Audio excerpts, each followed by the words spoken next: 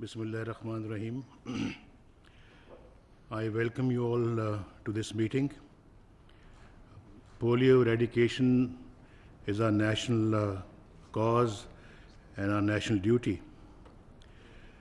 And the fact that all the stakeholders are present here today, together with the chief ministers of their respective provinces, is the manifestation of the resolve that we shall not tolerate polio in Pakistan, and we will certainly beat it here in this country.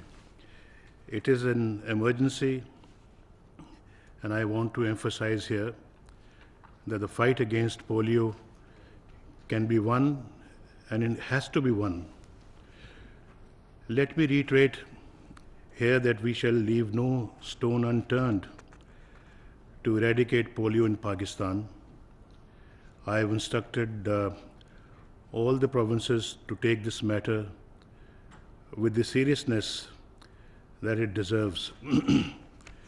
It is the future of our children that is at stake and that we must protect at all costs. As the Prime Minister of this country, every child in Pakistan is very dear to me. They are like my own children.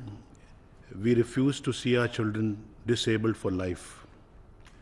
And therefore, any laxity or inaction in this regard, any negligence in fight against polio, shall be a crime against our generations.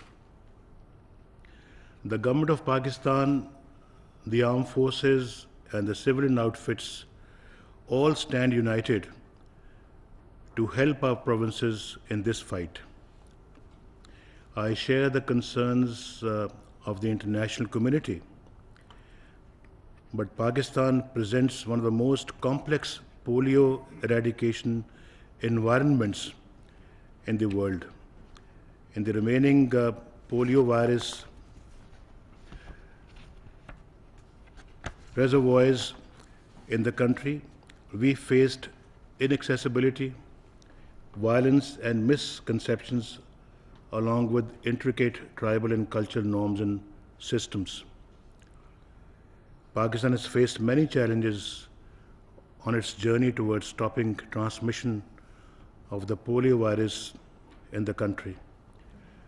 Targeting of frontline health workers, bans by militant groups, and military operations do not find any global precedents and have all contributed to the increase in cases this year. A military operation is successfully underway to flush out terrorists from North Waziristan. In recent months, we have seen a breakthrough with children of North and South Waziristan who since June 2012 have been deprived of polio vaccination, now being immunized against this virus.